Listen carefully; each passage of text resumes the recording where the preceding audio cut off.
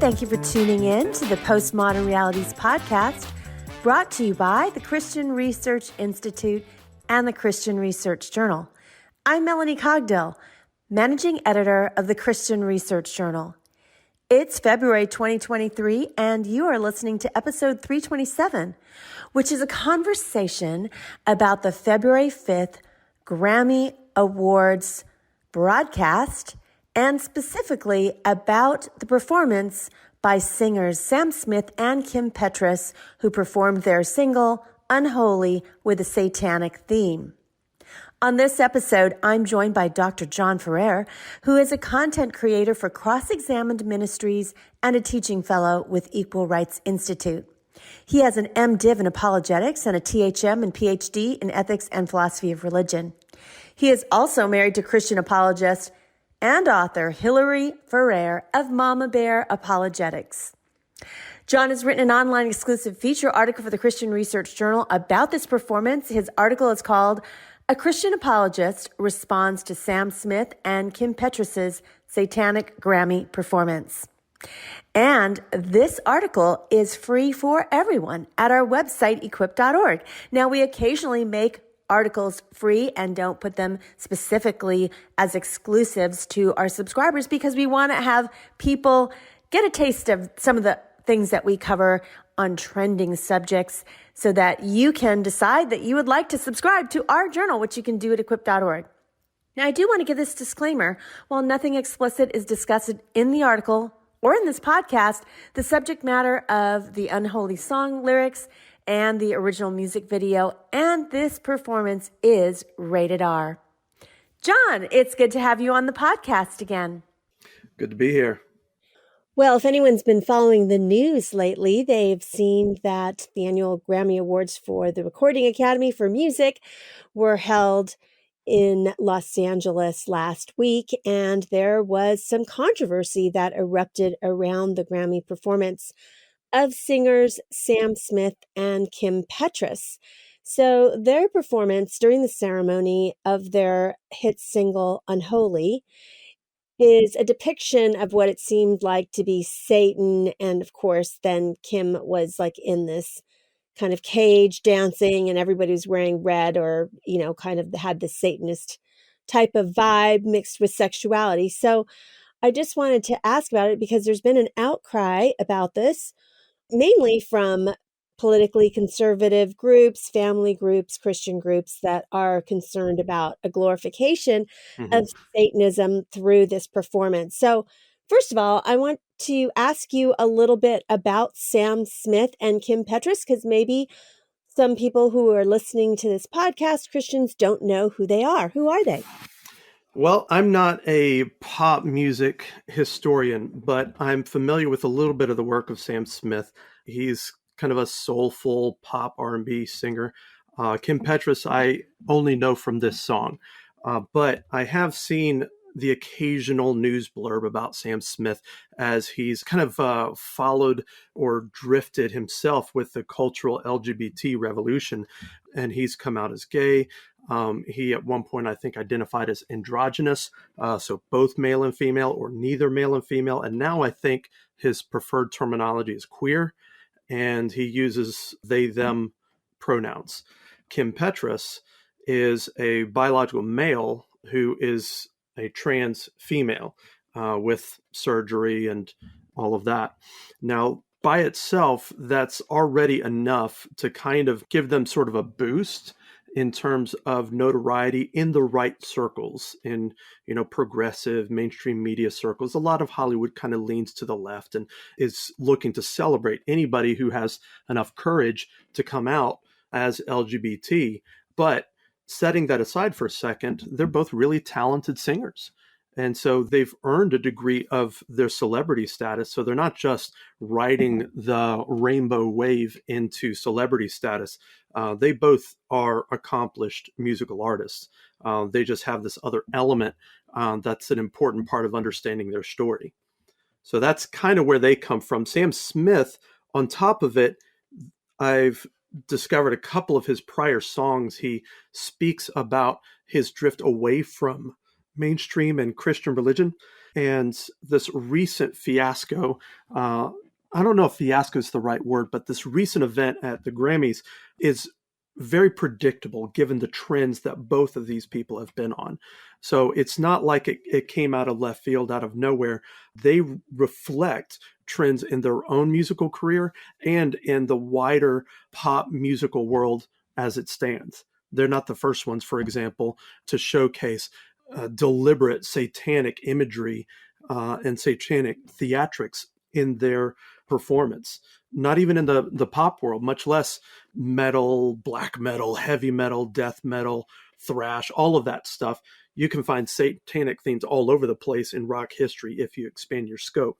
But more recently, we started to see it with pop music, and then factor in the LGBT elements, and then factor in the BDSM. If you want me to explain that, I'm not quite sure I'm prepared to do that just now, but we're talking about kink and the sexual deviance beyond just LGBT stuff. That's a theme in that performance too. So if all of this is surprising to people, that's probably because they haven't checked back into the pop music scene in a while. But for those that have been following it and drifting themselves along with this gradual migration across historic boundaries, they can look at that performance and say, it was mind-blowing, it was amazing, it was great, because it's in keeping with a lot of the artistic and semantic drift that we've seen in the course of mainstream music. And Sam Smith and Kim Petras have been right in on that for years now. You're right. Sam Smith has been around for quite some time. When he was first a new artist, he won 6 Grammy Awards back in 2015. And so it's been I guess, not necessarily a dry spell, but it's been a while since he's been featured at the Grammys. And they won this year for Best Pop Duo or Group Performance with Kim Petras. Well, we kind of have alluded to a little bit about the theatrical setting of this performance of their song Unholy, but could you tell our listeners, what is that song about exactly? Well, this song, Unholy, it is about a gentleman who leaves his wife and kids behind at the house and goes to a place called the Body Shop, where he engages in, quote, something unholy. And you hear a lot of references that make it sound like it's some sort of strip club or BDSM club. Very kinky, very perverse. And the song is laced with all sorts of allusions to hedonism and sexual descriptions. The video, the music video, makes it look kind of like a gender-bending strip club cabaret. The performance at the Grammys is a little more streamed down and is more over the top with the satanic themes, with pyrotechnics and smoke machines, lots of red lighting, devil horns, red latex, red leather chains, all of that stuff. But in many ways, the Grammy performance is more tame than the music video, which has all of the satanic themes, but is a bit more story form in that it communicates the story of this man running around on his wife with cross-dressing, drag queen type strippers, having relations with them, and then himself dying in what appears to be a car crash. And then the big reveal at the end of the music video is the wife takes off her wig and reveals that the wife's actually a man too. So that's the music video. So you end up with a lot of these intersexual boundary bursting themes that have been, for the most part, separate in rock history, but now they're all coming together, and the force of it is kind of shocking to people. It is kind of overwhelming. We've seen, gender bending themes. We've seen Lola by the band called the Kinks. We've seen Dude Looks Like a Lady by Aerosmith. We've seen Liberace and Little Richard, Elton John. So it's not hard at all to find gay musicians in rock history. But usually that's not tied in with Satanism. But recently we started to see that with Nas. And that's also been a feature in a lot of heavy metal and hard rock before. So it's usually you separate those things, and then you don't necessarily add a whole lot of overt sexuality. But that has been a common theme in a lot of pop and R&B. And you put it all together and you end up with something that's really an eyeful, to put it politely. It's pretty offensive since it seems to be intentionally blasphemous. And when you hear their interviews, they talk about how they felt that church wasn't the place for them once they started to come out or figure out who they were. Their identity was their leverage against the church. It's not like they questioned their identity and returned to the church. They rejected the church rather than question their adopted identity in LGBT categories. And so they're trying to stick their thumb in the eye of historic Christianity. They say religion generally, but you can tell from their dancing that they're genuflecting, but they're inverting it. So they're making the sign of the cross on their head and chest, but it's upside down. And, no other religion has genuflection. That's a Catholic thing. That's a Christian thing. So when they invert the Christian cross, it's pretty clear what religion they're trying to thumb their nose at. Yet they're celebrated by their fans as being so courageous.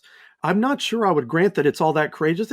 I'm sure it takes some courage just to get out there and perform, because people routinely report that they are more scared of public speaking than they are of dying. So if you're getting out there and you're not just public speaking, you're singing, you're dancing, you're in weird outfits, okay, there's some courage there.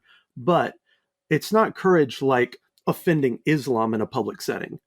It's not courage like saying LGBT is wrong and I'm going to still stay in Hollywood.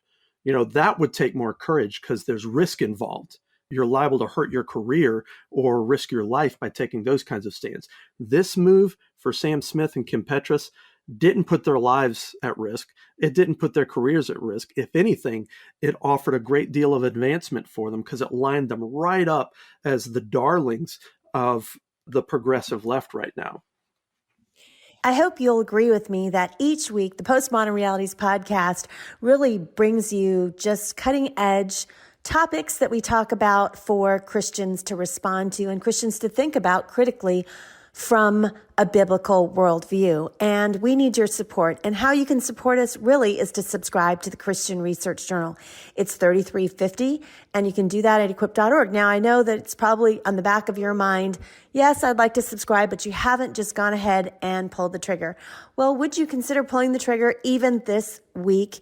Maybe giving up some of your favorite coffees this month at your local coffee shop that you go to, or maybe eating out, or maybe deciding to stream a movie instead of going to the theater, so that you can subscribe to this journal, and subscribers will get year-round access to all of our online exclusives, get our print issue, and also be equipped to be able to respond to all kinds of issues and topics, plus be equipped in their faith to draw closer to Christ. So please consider helping us out as a partner and a subscriber at equip.org for $33.50.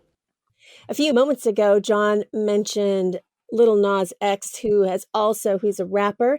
He received some fame having this song called Old Town Road that I think he was discovered on some social media. It might have been TikTok or something like that, and became very famous for it. And he also identifies as LGBTQ, and he also has used Satanism in some of his more recent work.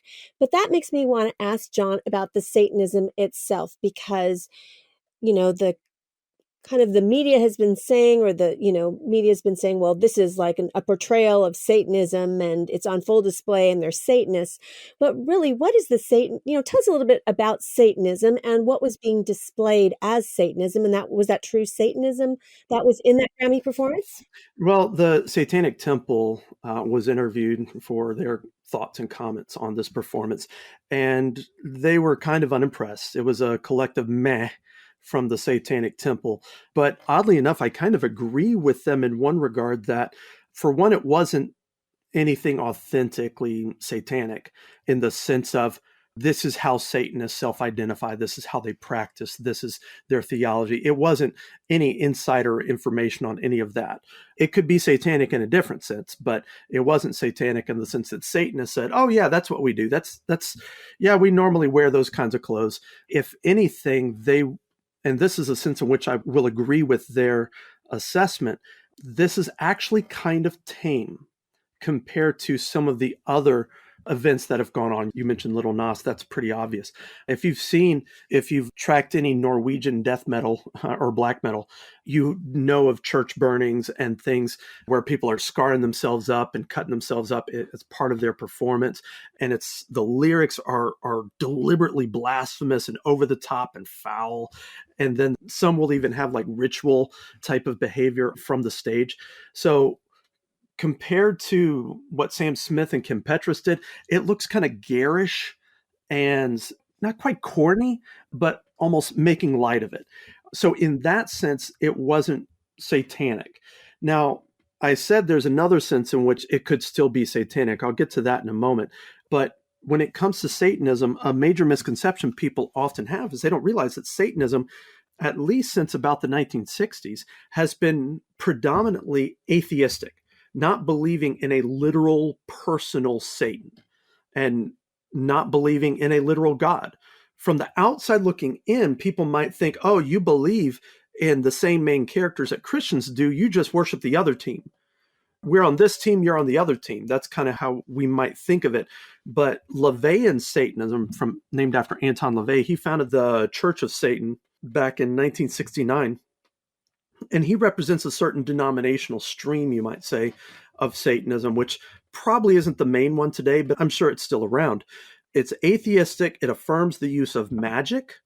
So they could still use the term and the name of Satan. They're not talking about a specific person, but they might be talking about a force. They might be gathering the force within them and within others and conjuring and directing it according to their magical intent.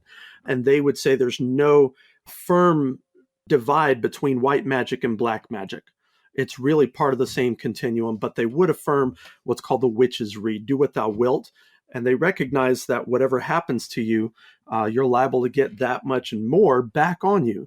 So if you do good, okay, well, you'll get good back. The Secret kind of uses the same Wiccan, occult, New Age shared principle that goes all the way to Satanism as well. But that's one of the constraints. So if you do want to do bad to someone and you're willing to receive bad back, well, go ahead. LaVeyan Satanism doesn't have any constraints on you doing that. They're generally law-abiding. They have an actual church. I think it was founded in San Francisco in 1969. But that's Anton LaVey's brand of Satanism. More recently, in the 21st century, was founded the Satanic Temple by, I think it was co-founded, but the main guy behind it right now is Lucien Greaves. And if LaVey's Satanism was kind of an anarcho-libertine kind of worldview, occult, art anarcho-libertarian worldview, Lucien Greaves' Satanic Temple is more like a radical progressive worldview. They too see themselves as atheists. They don't affirm the use of magic. Now, some might still do it, but that's not any mainstay for their church doctrines. They identify heavily with the political left. They're strong on pro-choice. They are strong on trying to combat uses of religious freedom that seem to give the Christian church priority. And so they'll push back and say, well, if you're going to have a Bible club at your school, well, we're going to have a satanic club at your school. Same religious freedom. And they interpret religious freedom more as sort of a mandated secularism in the public square because they're particularly concerned about theocratic abuse, theocratic overreach from Christian influence in society. One big thing that unites both of these camps, these two denominations, is they ascribe to the left fold path. So in Christianity, we talk a lot about righteousness. The word right is there in the word. We're talking about doing what's right. And this goes way, way back to the sense that on the right side is what's good, on the left side is bad. Just kind of customary symbology, nothing hard and fast there. But to sit at someone's right hand was to be seated at the position of privilege, and the left hand, not so much. Back in the days when it came to sword fighting, they would train you how to fight with a right hand grip. And they didn't train so much left hand. Left hand was considered sinful or wrong or just rebellious. Like if you preferred to write with a pencil with your left hand, well, that was understood to be rebellious. So all of that to say this, the left fold path represents an alternate path where you understand good and evil differently, where you're trying to take the path less chosen.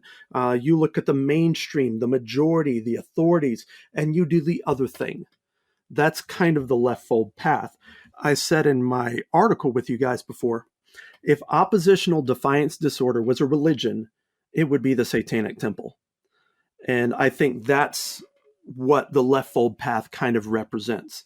It can be very snarky. They can be meme warriors. They're very legally savvy. They've got a lot of lawyers on their side.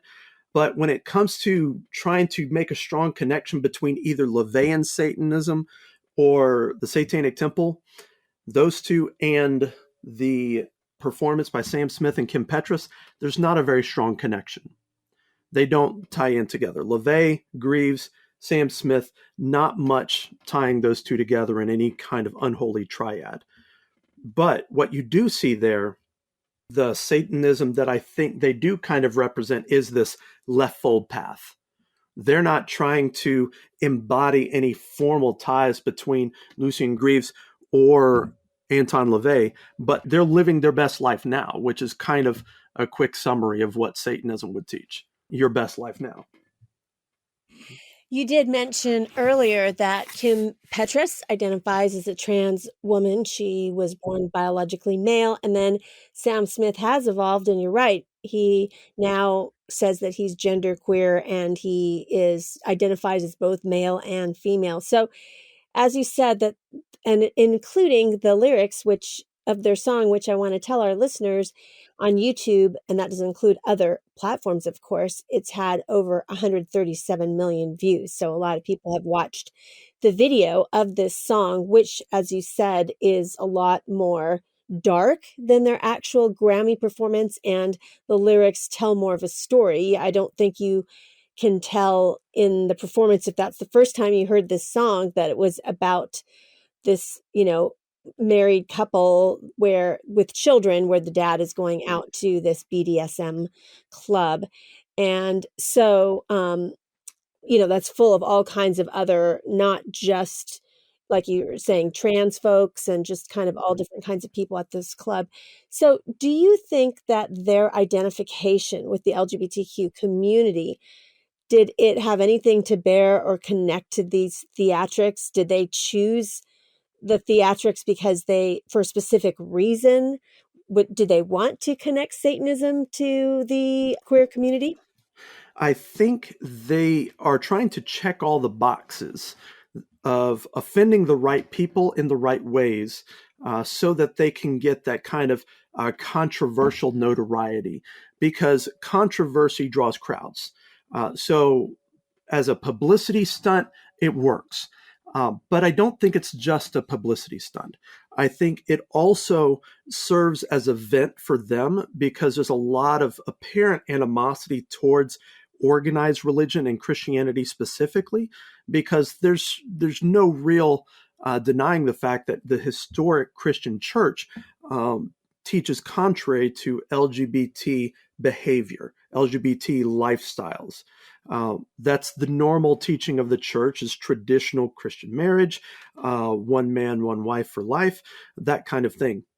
And that performance is an effort, I think, to stick their thumb in the eye of historic Christianity. Yes, it checks the boxes that will win them a lot of notoriety and win them a lot of praise from the socio-political left, mainstream media, Hollywood, and all that. But I think it's a bit more than that, because for them, it's events. It's a way to get back at folks they perceive as the true oppression. And I think if there were enough time and opportunity, there'd be a chance for them to realize that perhaps it's not the church, Christianity, and Christians that are the source of that discomfort, that unsettled sense of self when you're living in this lifestyle that betrays natural law. I think ultimately there's a deeper sense of the conscience that there's something wrong here. There's something wrong with me, my behavior. This isn't right. And while it's totally correct, totally accurate to point out hypocrisy in the church and abuses by Christian authorities, once you've set that aside, you still can't make yourself, for 𝗵𝗵𝗃, for example, you still can't make your male body into a female. Every cell in your body is male.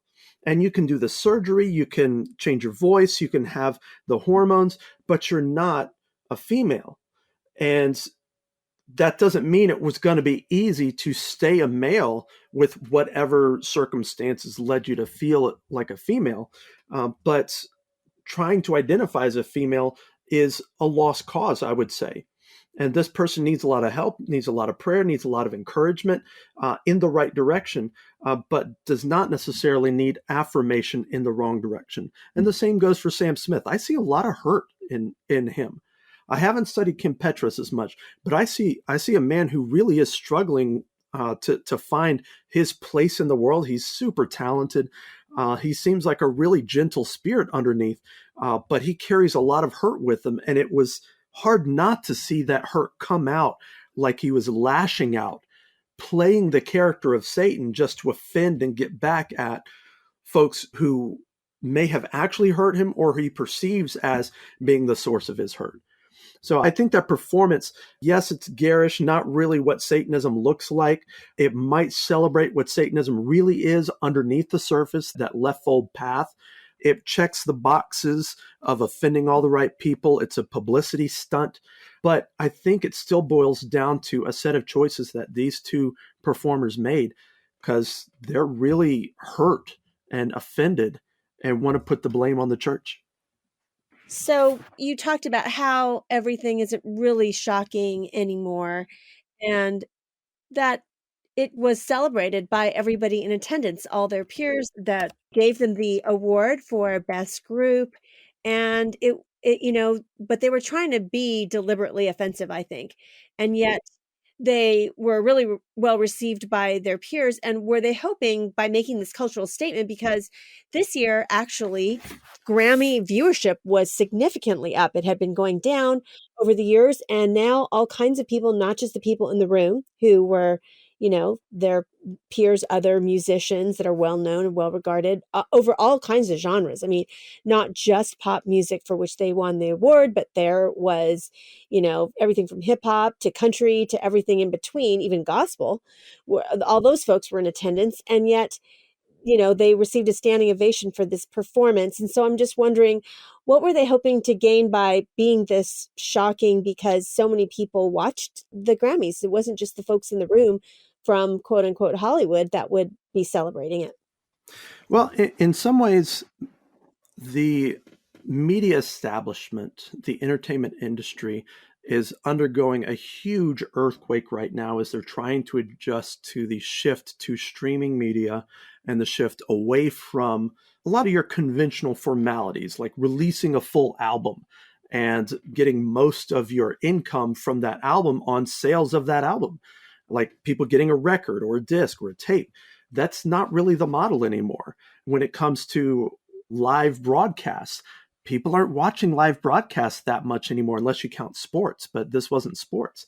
A lot of our viewership for things like award shows have been declining over the past 3 years. And the Grammys, for this performance, I think, and ones like it, was an anomaly compared to the trends over the last few years where viewership is just declining gradually, because that centralized approach to media isn't as prominent anymore, or isn't as successful anymore. It's now very decentralized. And now some guy with a guitar and a gimmick on YouTube with a 1-minute clip might end up with 1 million views.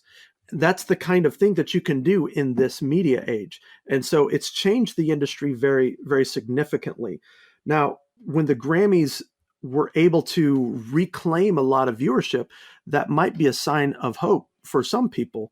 I don't know that that's anything more than a blip, but nevertheless, it can be a publicity stunt. But I think for them, it serves a little something more, because it is celebrating LGBT identity. And the alliances don't necessarily line up the way you might expect, because they're bringing in the imagery of Satan to clearly posture LGBT and BDSM and sex positivism. They're trying to position that all in one big ball of wax that's opposed to Christianity and organized religion. So if you're going to try to cheer for LGBT in that case, you risk cheering for Satanism, or at least a caricature of Satanism, and BDSM, which is going to be kink and leather and that kind of stuff, and sex positivism. So this partisanship that's kind of controlling a lot of the narratives out there, often it kind of challenges people to pick one villain over another villain.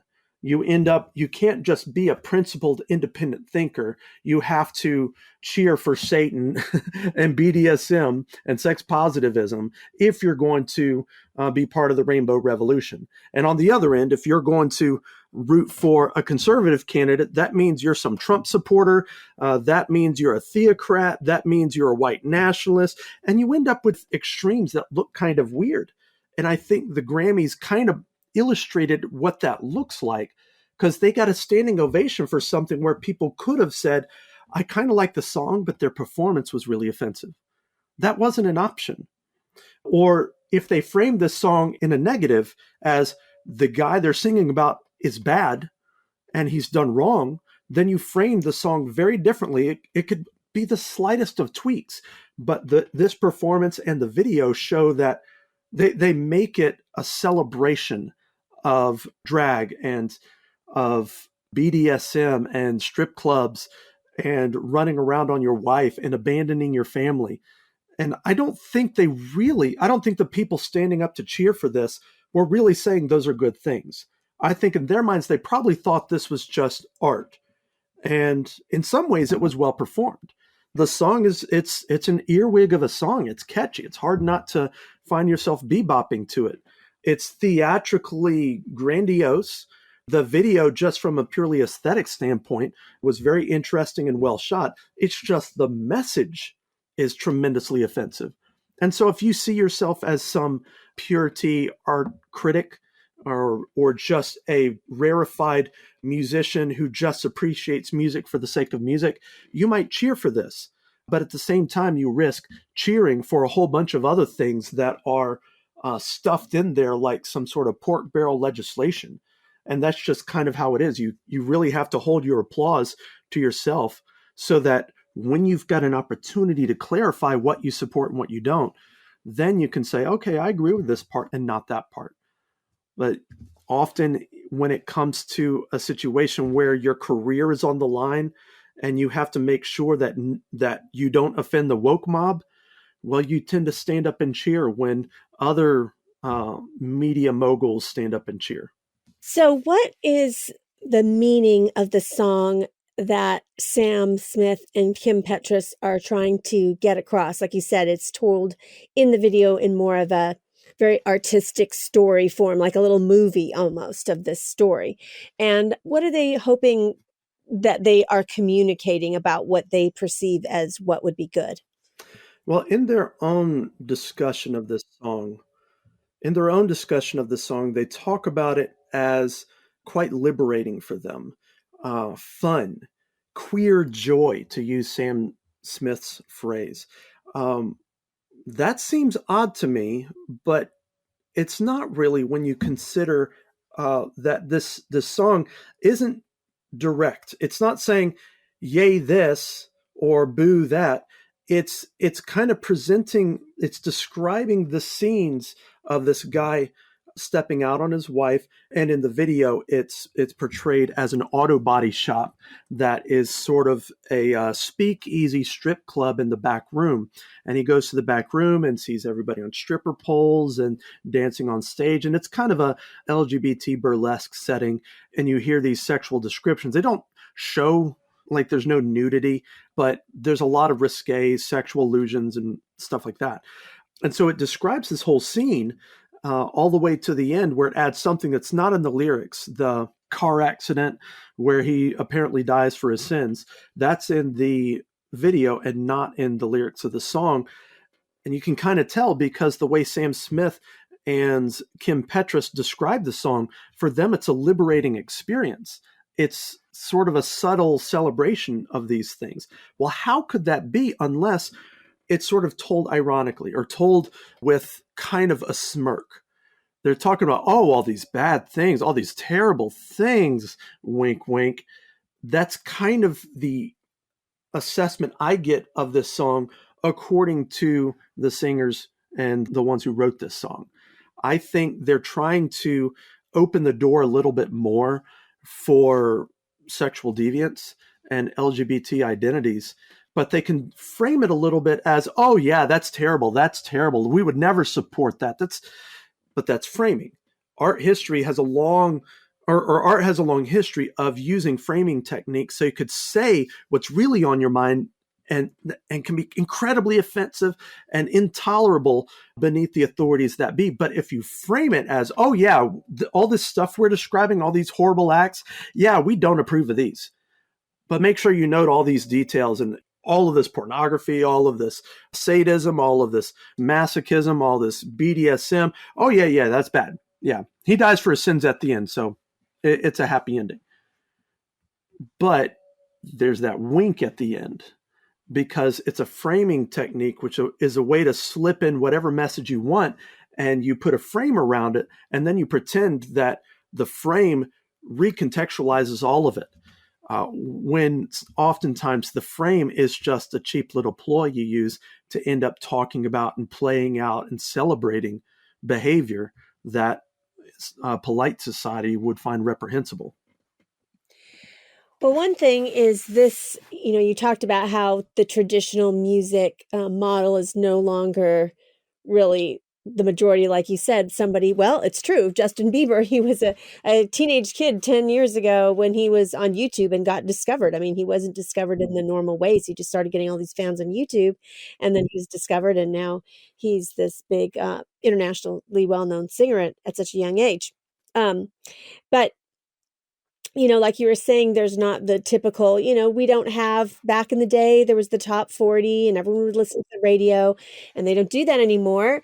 Either they're watching the videos on YouTube or they hear snippets of the song. Like you said, it does have a catchy hook to it on social media, TikTok reels or Instagram reels and that kind of thing.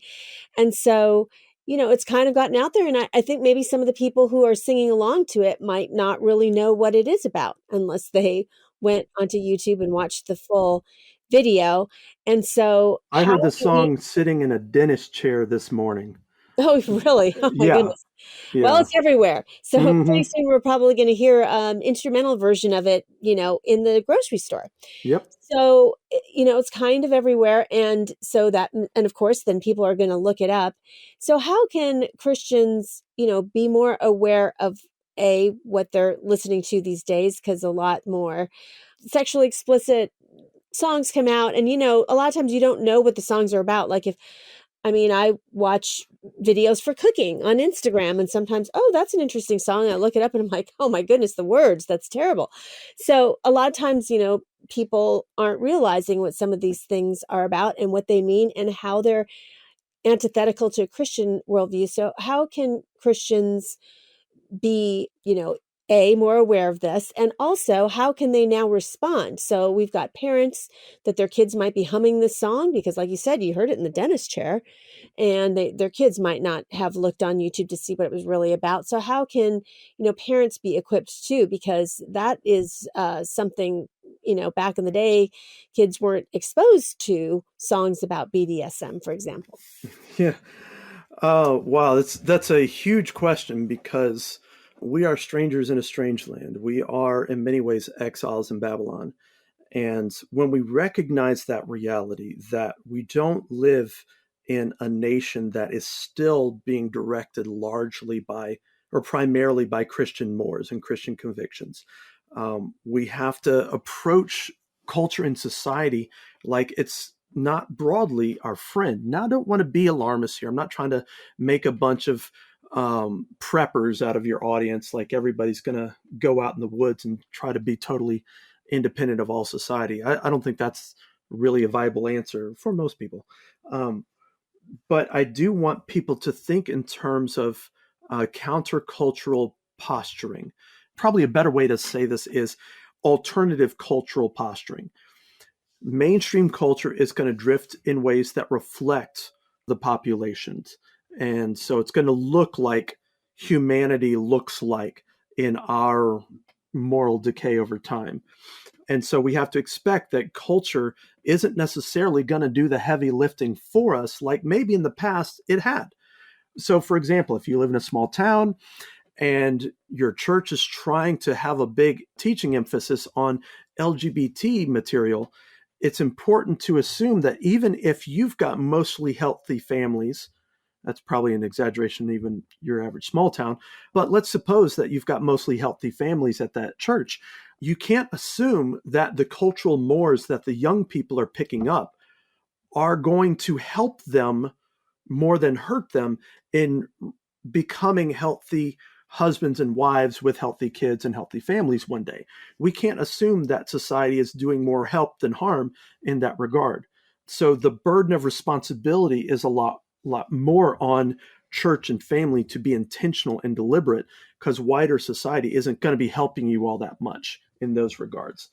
So a countercultural posturing, or even better, an alternative cultural posturing, is especially important.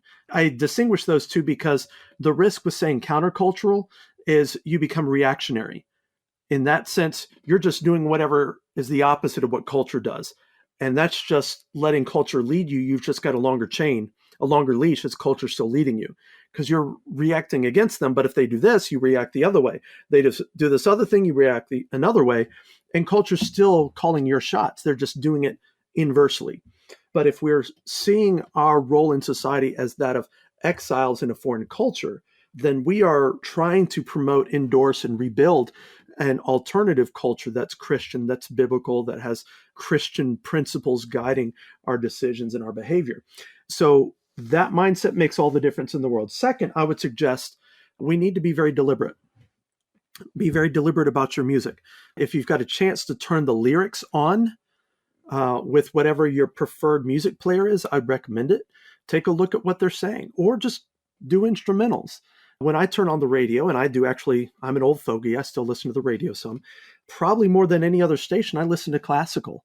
I'm sure there's some exceptions where you've got some classical Satanism or something, but I still listen to classical, and it's usually lyric free. And so I don't have to deal with the burden of whatever negative messaging is coming across in the lyrics. So that's a deliberate choice I make. I try to be conscious that the same rule that applies elsewhere applies to your mind: garbage in, garbage out. If you're feeding your mind with drivel and junk and trash all the time because you like that kind of music, well, maybe you shouldn't like that kind of music. Maybe you should start dieting on that, or only listen to that style of music, that genre of music, after you've checked some kind of boxes to make sure that that's reasonably healthy music to listen to. Now, you're never going to be complete on that. That's why it's important to be cultivating discernment. And a big part of discernment is just being deliberate about the shows you watch, being deliberate about the songs you listen to. Don't just passively absorb all of that and let the lyrics just sink in and gradually erode your worldview. Listen to the lyrics. And if it's offensive to your Christian convictions, turn it off, change the station, do something else. You don't have to watch that show once they bring in that token LGBT character that was forced in there just to gradually acclimate you to thinking that it's all the same difference. You don't have to keep listening to that song once they celebrate infidelity. You can change the station or turn it off. Now, besides being countercultural or alternative in your culture, and besides being deliberate, I think we should just be observant as well. Just pay attention. A lot of what's out there right in front of us, if we were watching where we were going, we wouldn't walk that way. But a lot of what we're doing, we're not paying attention to where we're going. Now, this can happen for a couple of reasons. Sometimes we're just busy, we're distracted, we have to keep moving, but I've got to pick up the kids at soccer practice, I've got to make it to the bank, I've got to run by the office to drop off these papers, and you're distracted, and you're not paying that much attention to where you're going and what's going along with you, like what's on the radio, how that billboard is influencing you. You're not necessarily paying attention to that because you're busy. But there's another reason why we might fail to observe what's right there in front of us. And that might be because we're walking backwards. We're letting culture and all its negatives decide where we go because we're just retreating from those things. We're just avoiding those things. And this constant avoidance means we're not necessarily turned around facing and deliberately going the direction we want to go. We're just avoiding the direction we don't want to go. But you can always back into something worse than whatever you're backing away from. And so it's important for us to be intentional. I said deliberate, that was my term before, but also observant. Choose paths that are worth going and then try to pay attention and understand that you're an exile in a strange land. Expect that. And I think those are going to do a lot of the prep work so that when you're trying to train yourself and your children for discernment, you'll be in a much better position because you already have been thinking in terms of the discernment needed for everyday operations. And then my fourth recommendation, besides being countercultural, being deliberate, and being observant, I'd say read up on Mama Bear apologetics. I'm very biased. I'm married to the author the author and founder of Mama Bear Apologetics. But even if I wasn't married to her, I would still recommend anyone who has a family and who's concerned about how their kids are going to grow up in this crazy world. It's going to be really important that you get some resources in your hands and you start preparing for what that's going to look like. How do Christians raise their children differently? How do they go about marriage differently? And I think Mama Bear Apologetics, book 1, Answering Cultural Lies, and book 2, Guide to Sexuality, are tremendous resources, not just to give you the information base to understand what's going on, but also the skill training. So you can take stuff that you're already doing with your kids, that you're already doing with your spouse, and you can translate it into something that's going to train you in discernment. So you don't necessarily need to do more to be a better apologist in the home, but you do need to be deliberate about what you're already doing so that it's more apologetics oriented. And that will help impart the discernment. That will help train people to be observant. It will help you to be more deliberate about the decisions and directions you're going. And it will help reinforce a positive alternative culture compared to what's out there. Some of our listeners, if you're newer listeners to this podcast, you might not know that John's wife has been on this podcast before, and her name is 𝗃𝗄𝗃, and she was on episode 153, and she was talking about the rise of emotionalism. So if you want to go back to the archives, you can do that and be able to listen to her talking about some material from her book. And also we had a recent podcast on sexuality taken from some material of her new book with her co-author. So look for that episode, which is episode 312, which deals with purity culture and sex positivity. So those are ones that you can go and listen to. Well, thanks, John, for helping us understand a little bit of what was behind this performance in the satanic costumes at the Grammys last week. And I have finally a fun rapid fire question for John, a little bit lighter note that I want to end on. And John, I've been asking our authors to pick a word that they would like to describe what they hope for their life in 2023. The first word that came to mind was just my favorite word, which has nothing to do with what I want my life to be like in 2023. My favorite word is rutabaga. Just because it's fun to say, and that's not exactly very prophetically valuable for my life going forward. But I have a kind of a virtue that I hold to this year that I'm trying to invest in and dig deeper into it. And I don't quite know what it's going to look like, but it's mercy. And so I hope to embody and live out and learn more about mercy in the course of this year. Well, that's a really great word, and we'll give that much better than rutabaga. Yeah, well, maybe you can eat rutabagas in 2023, but mercy is a good word for 2023 as well. Well, thanks, John, for being a guest on the Postmodern Realities podcast. Thank you for having me. You've been listening to episode 327 of the Postmodern Realities podcast. Today's guest was Dr. John Ferrer, and he has written an online exclusive feature article for the Christian Research Journal. His article is called "A Christian Apologist Responds to Sam Smith and 𝗀𝗵𝗶𝗁𝐻's Satanic Grammy Performance." You can read his article for free at our website, 𝗃𝗵.org. Stay connected with the Christian Research Institute and all the new content we have coming your way. The best way to do that is to head on over to our website, 𝗃𝗵.org. There you will find thousands of free resources right at your fingertips, from articles to video to audio, and it's all for free. You'll find our podcasts hosted there, as well as the Bible Answer Man broadcast, which is hosted by CRI President Hank Hanegraaff and streams live every Monday through Friday at 6 p.m. Eastern.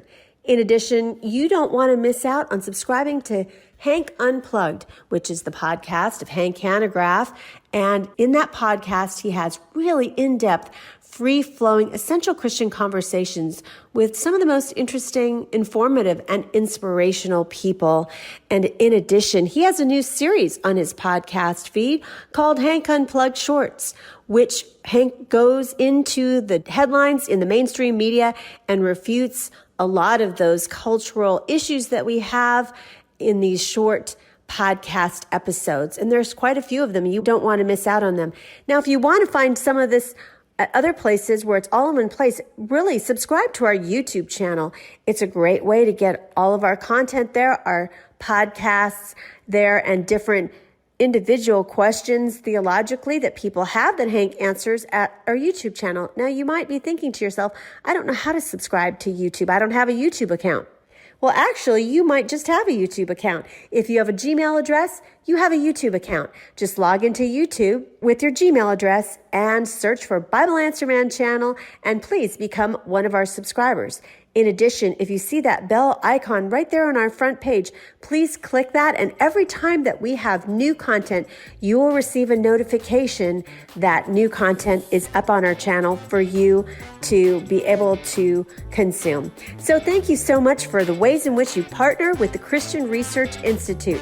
We are grateful for you listening and reading and watching.